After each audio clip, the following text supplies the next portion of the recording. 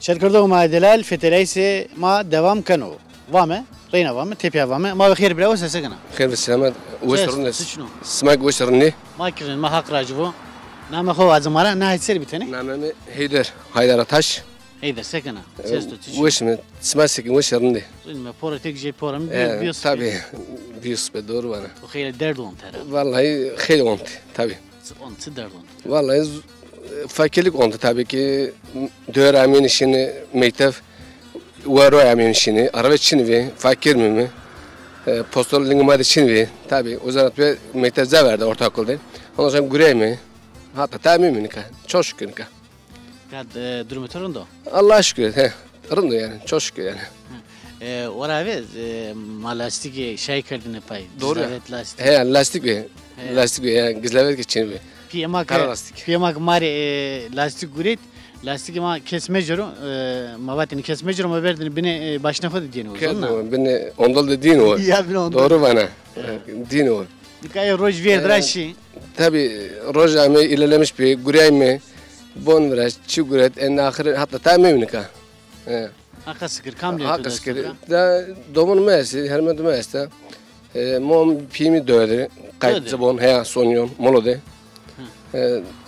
çok da resona yana hafta resonyon dirisi bana çimi bon ya hal person koydu moli komi ordini kazumuzdu kaydı cibemi kokum merak piyade he zumuz yeni taloma gegane gegen sen çuğami törtel seni Mika ez giyagane pers kon. Kata somu kamjet ser somu. Mika cenzu da kasiye kard. Mika kokumu da kasiye kard. Zira pers kon. Raştik merak ma da merak ma piyaro. Yani Yusuf'a değer ma piyo kozona seveno niye zona seveno. Neyse sevana. Yani mantıklı ki ne da? Töre gücü var merhaba tüki var merhaba. Töre gücü mukakkar tüki iyi mukakkara. Yani tsiki ramita iyi onca mı? Tsiki ramem iyi onca mı? Çünkü Joe yeni mantıklı yani.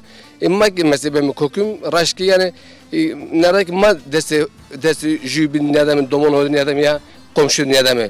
Niye devranı yani niye yünü niye senu.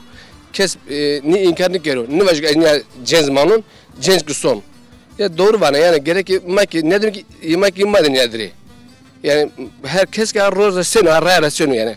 Gene domonu beni pil beni kokum senu. Arraya senu yani arraya senu ki kıymet cümle biz onum yani. Yani ne zona iyi bin ki tödünüz ona yani.